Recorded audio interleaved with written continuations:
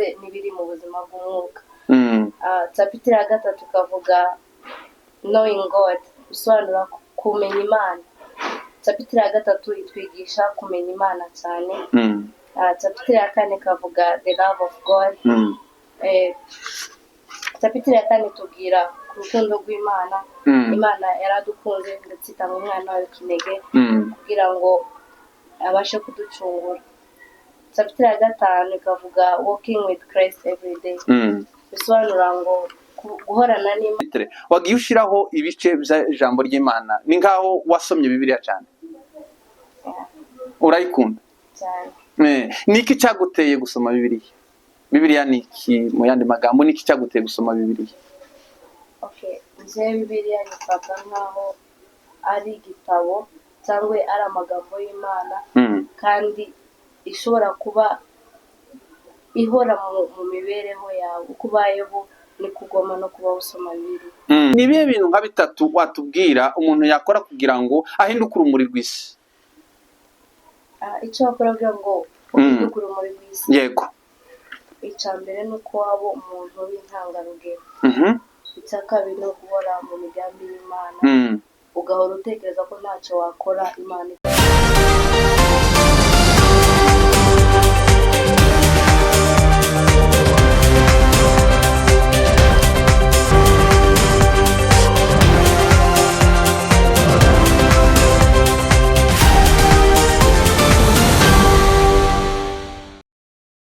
Bakunzi bahindukira TV aho muherereye ku isi, turabasuhuza mwese aho bukeye mwiriwe, naho bwije ndetse naho bukeye ni mwaramutse, nako naho bwije ni mwiriwe. Turabasuhuza twebwe mubona hano imbere yanyu kuri kamera, kuri screen zanyu zahindukira TV. Iyi ni channel ya muvandimwe, ako twifuje kugira ngo ducisheho ibiganiro by'umukobwa muri kubona mwiza cyane, witonze, ucishije makeya, uza kutwibwira.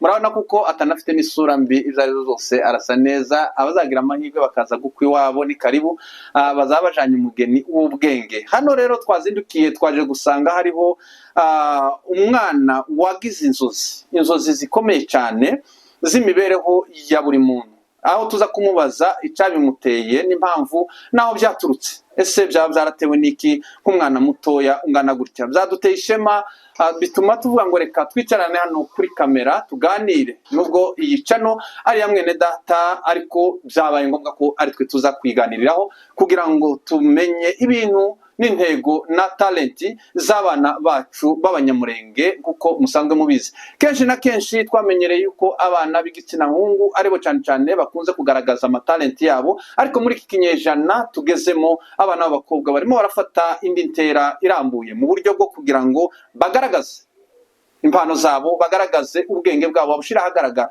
Twasanze hari umwana rero wanditse igitabo. Iki gitabo aravuga ngo mu kinyamurenge nibyuka urabagirane, ariko mu cyongereza ngatubwire Rise and shine. Ndagira ngo uze kuba souple, uganire kandi ushiremo n'imbaraga. Sizi iyi microphone niba ishobora kuba yayigiza hejuru wenda kugira ngo ijwi ryiwe rizamuke. Nzambona rimwe na rimwe bazavuga buke habe no mu ikanisi iyo bari kubashingira asa naho agize. Ndagira ngo ubanze wibwire abantu badukurikiye, hanyuma tubone kwinjira muri iki gitabo, turebe ese iki gitabo wagitekereje gute. Banza wibwire abantu. Ku mazina yitwa Jaeze. Amazina yitwa Jaeze. Abandi umunyabyinshi mwishwa abahiga. Nkaba ntuye muri Kenya. Yego, ni umunyabyinshi umwishwa w'abahiga, yitwa Jaeze, ariko ari irindi zina. Umuntu agira rimwe nk'isekuru. Uzi isekuru ariko? Oya. Ni cya kindi bahuriragamo iwacu, nico kigira iryo zina rye. Ngaho wakibwira neza abantu amazina yawe yose kugira ngo tubone kwinjira muri iki gitabo. Nitwa Jaeze Merine. Jaeze Merine, ariko hano mu gitabo naje kwasanga irindi zina ryitwa Ndasi. Iri zina ni iryande? Ni rya sokuru. Sokuru wawe ubyara mama, ubyara papa? Sokuru ubyara papa. Umusaza witwa Ndasi. Tubanze dushimire uyu mubyeyi sogokuru Ndasi, ahantu acabaho? Yego, acabaho. Atuye he? Ubu nyine ari muri Amerika. mu by'ukuri sogokuru ibi ngibi bigiye kuba ntabwo bikomoka muri uyu mwana, ahubwo bikomoka muri we hejuru n'ubwenge bwe bukomeje kugenda busakara bugenda bumera. Reka tuvuge kuko sogokuru ari igiti cy'inganzamarumbo. Urakizi igiti ni cya giti kinini cyane kigira amashami menshi, ya mashami nayo akagira utundi dushami duke, twa dushami tundi tukagira imbuto. Za mbuto rero nizo zizi ziri kwera, ari bo buzukuru biwe bandasi. Uyu musaza rero agomba kwiyumva kubera ko afite imbuto ari gutera hano ku isi ziri kugenda zimera kugira ngo zifashe abantu hirya no hino ku isi. Hanyuma Joyeuse, twabonye igitabo cyanditsweho ngo ni Rise and Shine. Washakaga kuvuga iki? Nagira ngo ubisobanure mu buryo burambuye kandi uzamura ijwi mu buryo kugira ngo abantu bose ku isi babashe gukurikirana. Okay, nanditse Rise and Shine kugira ngo mbashe kubwira urubyiruko cyangwa ndabashije kuvuga ku ijwi ryanje, mbicisha mu nzandiko kugira ngo mbashe kubwira urubyiruko rubyuke kandi rubagirane. Hari abantu benshi babona ko inzu zabo zapfiriye hasi cyangwa bakibwira ko badashobora, nta kintu bashoboye, nk'abana b'abakobwa cyangwa nk'urubyiruko ruri kubyiruka ubu nyine. Rero ntekereza ko nshobora kubandikira igitabo kibasha kubabwira imibereho y'uko umuntu agomba kubaho mu buzima busanzwe ndetse no mu buzima bw'umwuka. Birumvikana kuko hariho ubuzima wagiye uhura nabwo bwaba bwaraguteye kugira ngo utekereze kuri ibi bintu, cyangwa se wenda waba warabitewe n'uko wenda hari umuntu uzugira impano, inzozi, Imana ikaza ikaguhumekeramo. Waba warabihawe gute? Wabikuye kuki? Inkomoko y'iki gitabo wayikuye he? Okay, mu buzima bwaje nifuza kuzaba a therapy, umuntu ushobora kubwira abantu ikintu cyangwa umuntu ushobora gukiza undi muntu bivanye n'uko yamubwiye cyangwa bivanye n'uko yashoboye kumusobanurira ikintu uko kimeze. Yani ukaba umuntu ukiza abantu bitewe n'ikibazo bafite. Uri umuganga w'ibibazo by'abagenzi bawe urubyiruko. Yes, ariko utanga n'ihumure. Kandi mu miti ugomba gukoresha harimo n'ihumure. Bikaba rero ari iki gitabo kivuga ngo byuka urabagirana.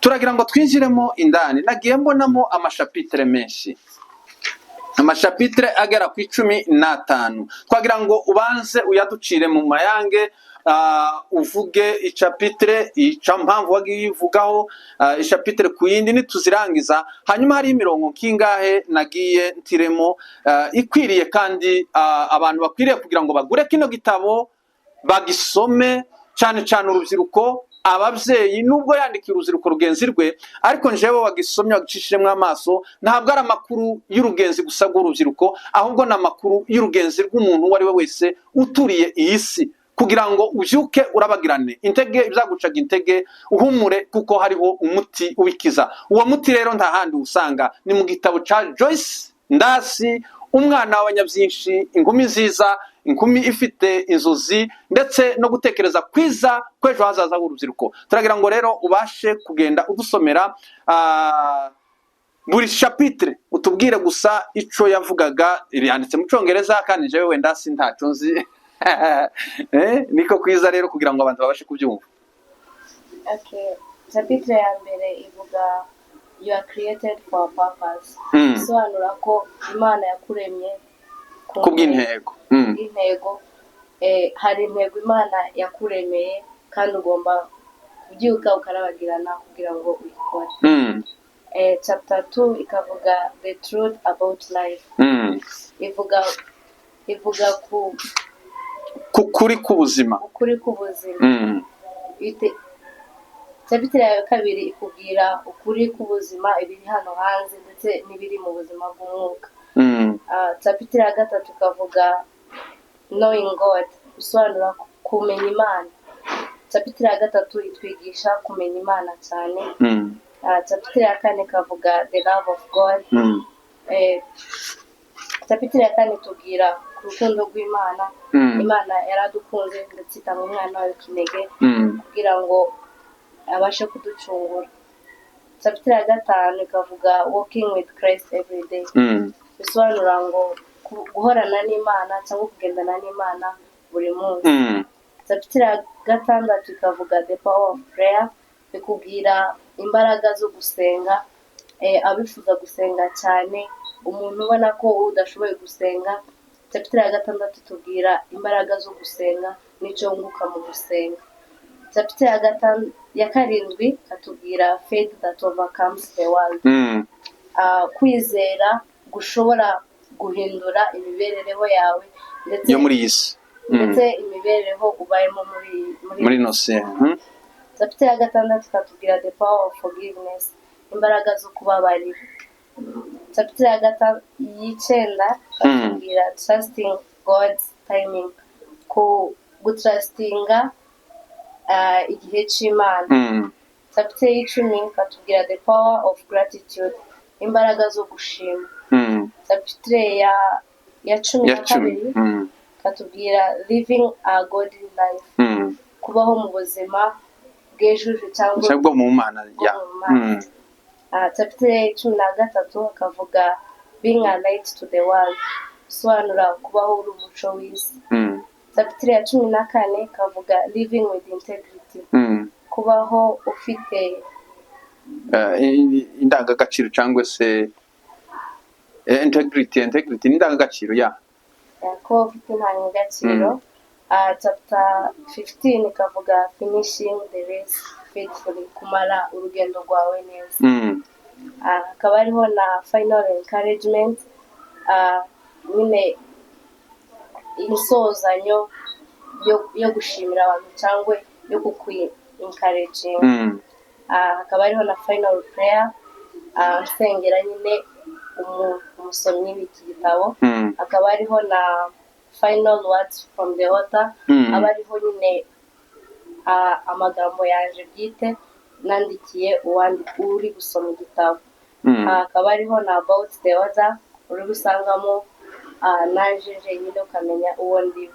Hakaba hariho na how to use this book. Urakoze cyane Joyce. Ndaza gukomeza gukoresha ayo magambo cyangwa se ayo mazina, niyo mva mpekeye kuja kurya ndasi ndibigutangaze kuko niryo zina rikuru. Uraryemera? Reka tugushimire kuri izi nzozi nziza watekereje kugira ngo ubashe guhumuriza urubyiruko ndetse no kurubwira yuko aho rugeze bitagikomeye, ahubwo hariho igisubizo. Ngira ngo ni kuko nguko. Ariko hari amajambo menshi nagiye mbona yose hafi ya chapitre wagiye ushiraho ibice by'ijambo ry'Imana, ni ngaho wasomye Bibiliya cyane. Urayikunda cyane? Niki cyaguteye gusoma Bibiliya? Bibiliya niki, mu yandi magambo niki cyaguteye gusoma Bibiliya? Bibiliya nifata nkaho ari igitabo cyangwa ari amagambo y'Imana, kandi ishobora kuba ihora mu mibereho yawe, uko ubayeho ni kugoma no kuba usoma Bibiliya. Hari ijambo rimwe rivuga yuko ngo sometime life bring challenge, disappoint, rejection. Washaka kuvuga iki hano? Ndashaka kuvuga ko hari igihe kimwe ubuzima bugomba kuguheza challenges, bikaguheza na disappointment. Ntabwo uzahora mu mashimwe gusa, ariko kandi muri cyagi ugomba kwizera Imana no kwizera ko Imana yakuremye kubw'intego. Hari ahandi havuga ngo purpose is not found in money. How? For me, I believe that purpose ntabwo uyibonera, intego ntabwo uyibona kubw'amafaranga ngo nuko watanze amafaranga. Ubundi inkomoko y'intego iva mu gusoma ijambo ry'Imana, kwizera Imana, kuko Imana nitanga intego yawe. Iyo wasomye Bibiliya cyane, yani muri make no kubaho mu buzima bw'intego z'Imana. Very good. Hanyuma hariho chapitre nshatse kugira ngo mbashe kumenya the purpose of gratitude. Bisobanura iki? Imbaraga zo gushima cyangwa niki wabonyemo mu gushima Imana, niki wabonyemo mu gushima abandi, niki wabonyemo mu gushima cyangwa se gushima gukomoka? Gushima buriya umuntu ashima iyo umuntu yamuhaye ikintu. Nguhaye ikintu urashima kandi ati byose urakoze. Ariko kandi iyo ntagushimye, ntabwo uhita uvuga ati maybe yasuzuguye icyo namukoreye cyangwa ntabwo yagihaye agaciro. Ariko cyagiye iyo uhaye ikintu agaciro nibwo ugishimira cyangwa uba uri gratitude. Ndabona ahangaha harimo amagambo menshi cyane cyane abwira abakristo bashobora kuba baramenye Imana, ariko kandi hakagaruka n'amagambo abwira umuntu wese ku isi yaba utaramenya Imana agapfa kuba gusa yararemwe, kubera kuko umutwe w'ijambo uvuga ngo you are created for purpose. Buri wese yaremwe kubw'intego, ntabwo Imana yamuremye. Ese kubera iki uyu munsi kuri chapitre tubihuze ni chapitre ya 13 ivuga being light in the world, sibyo? Kuba urumuri rw'isi, kuba womurikira isi yose. Ese ni bihe bintu nka bitatu watubwira umuntu yakora kugira ngo ahinduke urumuri rw'isi? Icyo wakora kugira ngo uhinduke urumuri rw'isi, yego, icyambere ni uko waba umuntu w'intangarugero. Icya kabiri ni guhora mu migambi y'Imana, ugahora utekereza ko ntacyo wakora Imana itari muri wowe. Ikindi ni uko wahora ukora ikintu atari ukugira ngo ushimishe abandi, ari ukugira ngo ushimishe Imana kandi nawe wenyine wiheza agaciro. Turanabisanga no mu gitabo ngira ngo ni cya Matayo ibice nka 5 sinibuka umurongo, aho Yesu yavuze ngo muri muco w'isi, mukwire ku muco w'isi. Hanyuma aza kuvuga ngo dukwiriye kumurikira isi imbere y'abandi, tugahinduka umuco imbere y'abandi bantu. No kuvuga ngo hagomba kuba hariho icyo tugomba gukora kugira ngo tube umuco w'isi. Ariko hano hanze uri umwana mutoya, uri umwana ugifite imyaka mikeya, ariko uri umwana ufite inzozi zikomeye, bishoboke kuko hari ibyo wagiye wigiraho kuri bagenzi bawe. Niki wabwira abagenzi bawe bagomba gukora kugira ngo bahinduke umuco w'isi? Icyo nabwira abagenzi bawe kugira ngo bahinduke umuco w'isi nuko waba wimenya wenyine ukageraho uvuga ati ngomba kuba umuco w'isi, ngomba gusoma ijambo ry'Imana, ndetse ngomba kubaho nzi ko hari uwundi muntu undebera. Igihe ukoze ikintu cyiza cyangwa ukoze ikintu nyine kigeraho gishimisha abandi, no kuba wagitekereje nyine kandi kiba kiri mu mutwe wawe, kuko ugomba gukorera abandi ikintu gituma bahinduka, kubaho uzi ko uri intangarugero. Yego, hano ku ipaje ya nyuma cyangwa se kuri iki kijarada, ngira ngo uyu mukameramani naze aba nkazuminga kuri iki kijarada cy'inyuma hariho amagambo wanditse meza, paragrafi yekera inyuma yanditseho ngo you do not have to know everything about your future. Washaka kubwira abantu iki? Nashaka kubwira abantu ko ntabwo nyine ushobora kumenya ikintu cyose about your future, but aravuga ngo start where you are. Ugomba guhera aho uri. Yani ni rya jambo Imana yabwiye Gideon ngo genda uko imbaraga zawe zingana. Reka tugushimire, dusoreza ahangaha. Bavandimwe baturiye isi, abanyakenya, abaturiye mu karere uyu mwana atuyemo. Harya ngo utuye mu kahe karere? Atuye Kayore, hagana he? Kayore Patanisho. Ugasengera muri etorero? Asengera muri PCM. Umushumba wawe ninde? Revera Inoke. Kwa Inoke ni mwagenda muzahasanga umukobwa witwa Joy Ndasi wanditse igitabo gikomeje kuba kivuza ubuhuha. Ni igitabo nasomye mbona ari igitabo cy'ubuzima buri wese ushobora kuba yarakeneye cyo yabaco muri ubu buzima, cyane cyane urubyiruko rwacu rw'uyu munsi yakagombye kwigira kuri iki gitabo. Ndanatekereza kuko atari bwo bwa mbere atangiye gutekereza zino nzozi ziwe, nubwo amaze kwandika kino gitabo, ariko kandi hariho n'ibindi bitekerezo afite. Iyo ugiye ugakomeza ugasoma wumva hari n'ibindi ahekejemo n'ubundi agikomeje. Ngira ngo uzakomeza kwandika ibitabo. Reka tugusabire umugisha ku Mana kugira ngo Imana izagufashe kuguhumeza, kuguhereza ubwenge, dore kuko ufite ubwenge buturuka ku Mana, kandi akaba ari ubwenge bwo bumenyesha ikibi n'iciza, ndetse bushobora no gufasha abantu aho bashobora kuba bananirirwa, ariko bo akabishobozwa n'iki gitabo cy'uyu mwana w'umukobwa Ndasi. Nivuga Ndasi iryo ni izina rya sekuru, ariko niryo zina yitwa kandi niryo zina riri abantu bose ku isi bazi, Joyce Ndasi. Mugende murebe icyo gitabo kwa Revera we Kayole Patanisho, muzahasanga ibitabo. Wakigurisha gute? 500. Iki gitabo kigurwa amafaranga make cyane ashoboka 500 kugira ngo mumuteze imbere, kandi ntabwo ari kumuteza imbere gusa kuko kumuha amafaranga we ntabwo yayabuze, ahubwo gusa no kugira ngo nawe bigufashe mu buzima uziteza imbere mu buryo bw'ibitekerezo, mu buryo bw'imibereho, mu buryo bw'imibane n'abandi. Ariko igikuru kimwe kirimo gusa ngo ukwiriye kuba umuco w'isi, ukwiriye kumurikira abandi. Tubisanga mu gitabo cya Yohana cya Matayo ibice 5 umurongo wa 14 ugakomereza aho ngaho, niho bavuga ngo mukwiriye kuba umuco w'isi. Reka tubashimire, mwaya makuru muzakomeza kuyasanga kuri channel yitwa ngo ni Hindukira TV, muzagenda mubibona. Nakagaruka, Imana nikomeze ibarinde.